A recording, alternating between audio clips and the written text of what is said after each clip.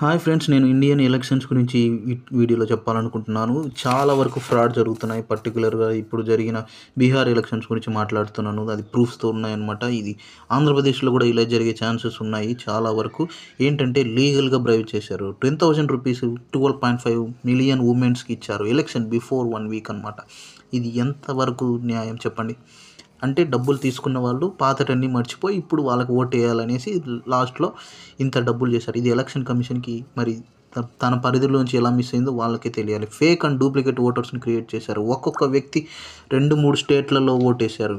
అజాజ్ అనే వ్యక్తి 2-3 హర్యానా, ఢిల్లీ, బీహార్లో ఓటేశాడు. వీళ్ళకి నచ్చినట్టుగా చేసుకున్నారు. ఇంకోటి ఏంటంటే ప్రభుత్వమే డబ్బుతో వాళ్ళు ఫేవర్గా ఉండే పీపుల్స్ని హర్యానా నుంచి బీహార్కి తెచ్చుకొని ఓటు వేయించుకునేది. ప్రభుత్వమే ఖర్చు పెట్టి ట్రావెలింగ్ ట్రైన్స్లో 4 ట్రైన్స్ స్పెషల్ ట్రైన్స్ వేసి ఫుడ్ కూడా గవర్నమెంటే ఖర్చు పెట్టుకొని చేసుకుంది. ఇంకా చూడండి ఎలా ఉందో. ఇంకోటి ఏంటంటే సీసీ కెమెరాలని చేంజ్ చేశారు. దాంట్లో ఉండేది డిలీట్ చేశారు ఫుటేజ్.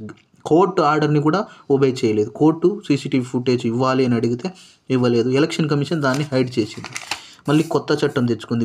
వితిన్ 45 డేస్లో డిలీట్ చేయాలని మేము డిలీట్ చేశాము దాని రూల్ ప్రకారం అని వాళ్ళే క్రియేట్ చేసుకున్నారు.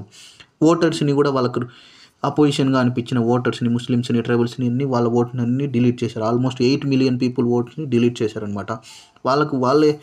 వాళ్ళని సేవ్ చేసుకోనికి వాళ్ళకున్న ఫేవర్స్ని ఎంప్లాయ్ పెట్టుకొని కొత్త రూల్స్ అన్నీ క్రియేట్ చేసుకునేవారు. చీఫ్ ఎలక్షన్ ఆఫీసర్ని, ఎలక్షన్ కమిషనర్ని వాళ్ళే కొత్త చట్టం ద్వారా వాళ్ళే ఎలక్ట్ చేసుకొని గణేష్ కుమార్ అనే వ్యక్తిని వాళ్ళ గవర్నమెంట్ ద్వారా ఎంపిక చేసుకున్నారు. వితిన్ 1 డేలో తన సనీల్లా, గణేష్ కుమార్ వాళ్ళ సనీల్లా మనీష్ అనే ఆయనకి డిస్ట్రిక్ట్ మేజిస్ట్రేట్గా పొజిషన్లో జాయిన్ అయ్యాడు. ఇంకొక 1 మంత్లో తన డాటర్ కూడా డిస్ట్రిక్ట్ మేజిస్ట్రేట్గా నోయిడాలో వెళ్ళింది. చూడండి ఇంక ఎలా జరుగుతుందో మనం ఆలోచన చేయాల్సిందే ఖచ్చితంగా.